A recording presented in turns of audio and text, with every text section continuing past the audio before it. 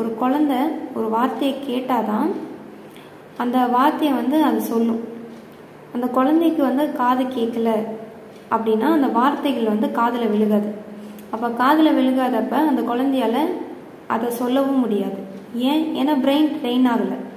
அஸ்ஸலாமு அலைக்கும் everyone, welcome back to my channel. இன்றைக்கி நம்மளோட வீடியோவில் listening skill Hindi language learn பண்ணுறப்ப எவ்வளோ முக்கியம், ஹிந்தி லாங்குவேஜ் மட்டும் இல்லை எந்த ஒரு லாங்குவேஜ் நம்ம லேர்ன் பண்ணாலும் லிசனிங் ஸ்கில் ஏன் ரொம்ப முக்கியம், இதை பார்க்கறதுக்கு முன்னாடி மறக்காமல் அஃப்ரின் த பாலிக்ளாட் சேனலை சப்ஸ்கிரைப் பண்ணிடுங்க. என்னோட சேனலில் spoken English, Hindi and French இந்த 3 மொழியுமே வீட்டில் இருந்துட்டு எப்படி ஈஸியாக கற்றுக்கிறது அப்படிங்கிறத த்ரூ தமிழ் வழியாக சொல்லி கொடுத்துருக்கேன். ஸோ லிசனிங் ஸ்கில் எதனால் ரொம்ப இம்பார்ட்டண்ட்? நமக்கு லிசனிங் ஸ்கில் வந்து ஒரு மொழியில் நம்ம நிறைய டைம் வந்து லிசனிங் ஸ்கில்க்கு இம்பார்ட்டன்ஸ் கொடுக்கறது இல்லை. உதாரணத்துக்கு ஸ்போக்கன் ஹிந்தி லேர்ன் பண்ணுறோம் அப்படின்னா நம்ம வந்து ரீடிங்க்கு டைம் ஸ்பெண்ட் பண்ணுறோம், ரைட்டிங் டைம் ஸ்பெண்ட் பண்ணுறோம், ஆனால் லிசனிங் ஸ்கில்க்கு நம்ம டைம் ஸ்பெண்ட் பண்ணுறது கிடையாது. இது வந்து நான் எப்போ ரியலைஸ் பண்ணேன் அப்படின்னா, நான் வந்து ஹிந்தியில் ஒரு 9 எக்ஸாம்ஸ் எழுதியிருந்தேன். பரீட்சா, பிராத்மிக், மத்தியமா, ராஷ்டிர பாஷான்னு சொல்லிட்டு ஒரு 9 எக்ஸாம்ஸ் இருக்கும். இந்த 9 எக்ஸாம் எழுதிட்டு முடித்த பிறகு தான் நானே ரியலைஸ் பண்ணேன், நம்ம லிசனிங் ஸ்கில்லையும் ஸ்பீக்கிங் ஸ்கில்லையும் கம்ப்ளீட்டாக இக்னோர் பண்ணியிருக்கோம். அதனால தான் நமக்கு ஸ்போக்கன் ஹிந்தி சுத்தமாக வரலை அப்படின்னு சொல்லிட்டு. இந்த லிசனிங் ஸ்கில் வந்து எதனால் முக்கியம் அப்படின்னு பார்த்தீங்கன்னா, இப்போ புது மொழி நம்ம கற்றுக்கிறப்ப அந்த மொழியை பொறுத்த வரைக்கும் நம்ம ஒரு குழந்தை. அப்படி இருக்கிற பட்சத்தில் நான் வந்து ரீடிங் அண்ட் ரைட்டிங் மட்டும்தான் ப்ராக்டிஸ் பண்ணுவேன், லிசனிங் வந்து நான் டைம் ஸ்பெண்ட் பண்ண மாட்டேன் அப்படின்னு இருந்துச்சுன்னா, அப்போ அந்த நீங்களே என்ன பண்ணுறீங்க, அந்த வேர்ட்ஸ் எல்லாம் கேட்காம விட்டுறீங்க. Words, sentences, expressions. ஒரு மொழி எடுத்துக்கிட்டோன்னு வச்சுக்கோங்க. மொழினா என்ன? நான் நினைக்கிற ஒரு விஷயத்த நான் வந்து சவுண்ட், சில வார்த்தைகளும் வாக்கியங்களும் யூஸ் பண்ணி இன்னொருத்தவங்களுக்கு கொண்டு போய் சேர்க்கிறேன். அதில் ரொம்ப முக்கியமானது உணர்ச்சி. இப்படி வந்து கோவமாக இருக்கிறப்ப சிரிச்சுக்கிட்டே கோவமாக இருக்குன்னு சொல்ல முடியாது. மே நாராஸ் ஹூ அப்படின்னா கோவமாக சொல்லணும். மே நாராஸ் ஹூ அப்படின்னா நான் கோவமாக இருக்கேன் அப்படின்னு அர்த்தம் ஹிந்தியில். அதை வந்து மே நாராஸ் ஹூ அப்படின்னு என்னால் சிரிச்சுட்டே சொல்ல முடியாது. ஏன்னா அங்கே எக்ஸ்ப்ரெஷன் ரொம்ப முக்கியம். ஸோ லிசனிங் ஸ்கில்லில் இந்த எக்ஸ்ப்ரெஷன், எமோஷன்ஸ், அப்புறம் இந்த வேர்ட்ஸ், ஆக்சென்ட். தமிழை வந்து எப்படி தமிழ் மாதிரி பேசினா தான் அழகோ, அதே மாதிரி ஹிந்தி மாதிரி பேசினா தான் அழகு.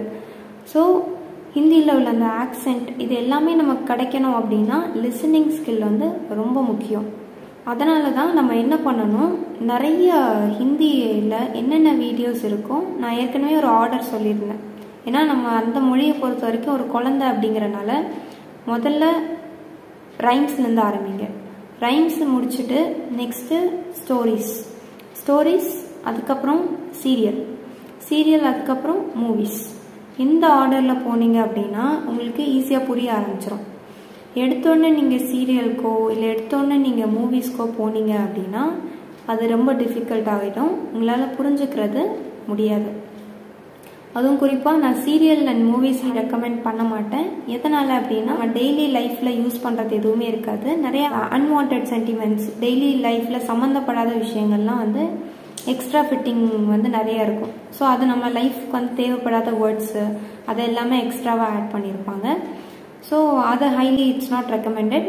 பட் நீங்கள் ரைம்ஸ்லேருந்து ஆரம்பித்து கார்ட்டூன்ஸ் வந்து பார்க்குறது it's very very recommended. Cartoons வந்து நீங்கள் கார்ட்டூன்ஸ் வரைக்கும் கூட நீங்கள் நிறுத்திக்கலாம். ரைம்ஸ் அண்ட் கார்ட்டூன்ஸ் மட்டும் பார்த்தா கூட உங்களால் நல்லா இம்ப்ரூவ் பண்ணிக்க முடியும்.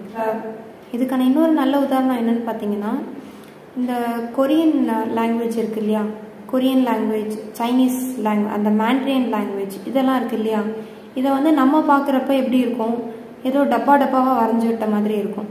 நமக்கு பார்க்க அந்த மாதிரி இருக்கும். இதுவே அவங்களுக்கு பார்த்தீங்க அப்படின்னா அவங்களுக்கு அது ஒரு மொழி, அதை அவங்களால புரிஞ்சுக்க முடியும். அந்த எழுத்து என்னன்னு தெரியும், அதை புரிஞ்சுக்க முடியும். எதனால் அப்படின்னா அதுக்கு அவங்க பழகிட்டாங்க, சின்ன வயசுலேருந்தே அதுக்கு அந்த மொழிக்கு அவங்க பழகிட்டாங்க. இதுவே கொரியன்காரங்க வந்து நம்மளோட மொழி தமிழை பார்க்குறப்ப அவங்களுக்கும் டப்பா மேலே புள்ளி வச்ச மாதிரி இருக்கும். ஸோ இது எதனால் அப்படின்னு பார்த்தீங்கன்னா அவங்க அந்த மொழிக்கு பழகலை, அவங்களோட கண்கள் வந்து அந்த மொழிகளை பார்த்து பழகலை, அவங்களோட பிரெயின் வந்து அந்த மொழிகளை அந்த மொழியை வந்து உணர்ச்சி ரீதியாக பழக்கப்படலை. மொழிக்கு வந்து உணர்ச்சி ரொம்ப ரொம்ப முக்கியம். உணர்ச்சி, எக்ஸ்பிரஷன்ஸ், எமோஷன்ஸ் வந்து ஏற்கனவே சொன்ன மாதிரி ரொம்ப முக்கியம். ஸோ நம்ம என்ன பண்ணுறோம், தமிழை பார்த்த உடனே அந்த மொழியை வந்து உணர்ச்சியோட ரிலேட் பண்ணுறோம். தாய்மொழி தமிழ், அந்த எழுத்தெல்லாம் நமக்கு தெரிஞ்சிருக்கும், அதில் உள்ள வேர்ட்ஸோட அர்த்தம் நமக்கு புரிஞ்சிருக்கும். அதனால் அது நமக்கு ஈஸியாக இருக்குது. அது பார்க்குறப்ப இது என்னோட மொழி அப்படின்ட்டு ஒரு இது இருக்குது. நம்ம அதை அழகாக ரீட் பண்ணுறோம், அதை வந்து புரிஞ்சுக்கிறோம். இதுவே இன்னொரு மொழி பார்க்குறப்ப ஏன் அந்த ஃபீலிங் வருது, டப்பாவாக இருக்குன்ட்டு ஏன் ஃபீலிங் வருது அப்படின்னா இதுதான் ரீசன். இதுக்கு இன்னொரு ஃபன்னியான எக்ஸாம்பிள் இருக்குது. என்னது அப்படின்னா, நான் ஒரு மலையாள வீடியோ பார்த்தேன். அந்த வீடியோவுக்கு கீழே வந்து கமெண்ட்ஸ் எல்லாருமே வந்து மலையாளமில் தான் எழுதியிருந்தாங்க. அப்போ ஒருத்தர் மட்டும் he is not a Malayali, அவருக்கு வந்து மலையாளம் தெரியாது. அவர் வந்து அதை பார்த்துட்டு கீழேனா ஒரே ஜிலேபி மாதிரி எழுதி வச்சுருக்காங்க அப்படின்னு சொல்லியிருந்தாங்க. Of course Malayalam is a very beautiful language, no offence to it. ஏன்னா எனக்கே மலையாளம் ரொம்ப பிடிக்கும். ஆனால் ஏன் அது ஜிலேபி மாதிரி தெரியுது அப்படின்னு பார்த்தீங்கன்னா, கண்கள் பழக்கப்படலை. நம்மளோட கண்கள் வந்து அந்த மொழிக்கு பழக்கப்படலை. இதுவே பழக்கப்பட்டிருந்தது அப்படின்னு பார்த்தீங்கன்னா அது உங்களுக்கு ஒரு புதுசாக தெரியாது. அதை நீங்கள் உணர்ச்சியோட ரிலேட் பண்ணியிருப்பீங்க, உங்களோட எமோஷன்ஸோட ரிலேட் பண்ணியிருக்கிறதுனால உங்கள் பிரெயினையும் நீங்கள் ஆல்ரெடி ட்ரெயின் பண்ணியிருக்கீங்க. அதில் உள்ள வேர்ட்ஸோட மீனிங்ஸும் உங்களுக்கு தெரிஞ்சிருக்கும். இதனால் நீங்கள் அதை ஒரு புது மொழியாகவே பார்க்க மாட்டீங்க. ஸோ இதே இதுதான், நம்ம ஒரு புது மொழி கற்றுக்கிறப்பையும் அதை பழக்கணும். நம்ம வந்து அதை பழகினாதான் இந்த லிசனிங் ஸ்கில், அதை கேட்டு அந்த வார்த்தைகளை கேட்டு அந்த எக்ஸ்பிரஷனோட கவனிக்கணும்.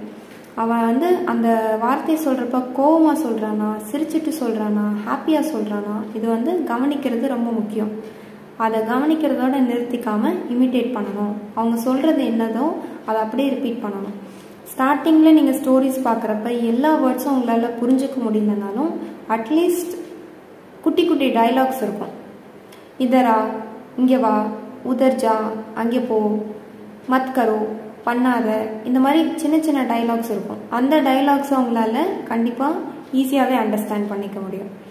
அதை நீங்கள் ஈஸியாக ரிப்பீட் பண்ணவும் முடியும்.